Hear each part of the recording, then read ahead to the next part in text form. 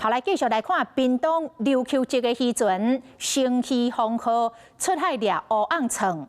5月19迄天，伫台湾甲菲律宾小丁塔的海域，互菲律宾的公务船扣押。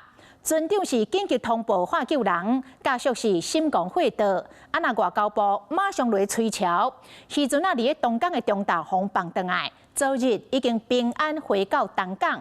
这个船长早起出面来讲，这个代志的经过是讲甲真激动。伊讲伊本地想讲，这声无法度转来咯。平安倒转来，虽然为什么困一暝，船长陈宗顿嘛是看起来真忝，因为扣靠碍时真正足可怕。对方12个水警拢热枪的。 长枪短枪，反正写死了，叫你乖乖的听话就对啦。船长讲，伫咧困的时，一群人拢要来压人和压船，家己当乖乖听话。我无违法，无违规，我会安尼领开亚伊。伊3更半暝多亲像海差头往来，让我武力强制押挟持误的兵器。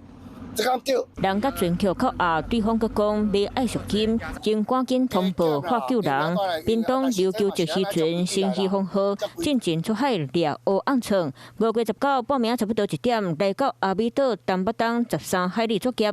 当时船长有船长含4位印尼籍人员，规船1人拢去菲律宾海警查来临检含扣留。不过当时渔船监控系统 VMS 显示是伫咧台菲小台海域，渔船作业南界。 船以来，并无进入到巴丹群岛24海里的连接点，落尾是透过入去市府规业处，迄天下晡有风放倒来。不过家属嘛是不满渔业署无顾渔民安全。唔通顶当着是卡要罚钱安怎的？你做过来卡？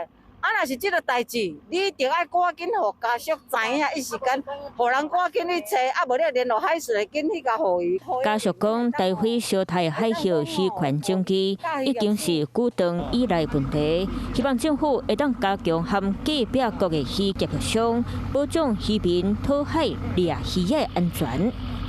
Hello， 我是蒋欣梅。想要抢先掌握最及时的新闻资讯吗？赶快订阅、按赞、开启小铃铛，锁定华视新闻 YouTube 频道。